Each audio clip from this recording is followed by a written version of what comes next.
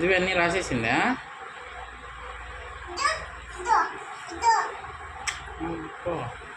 Very good.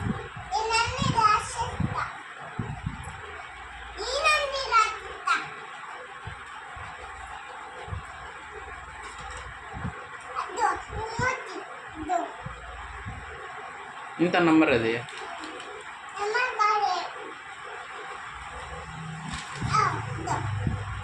చెప్పు number.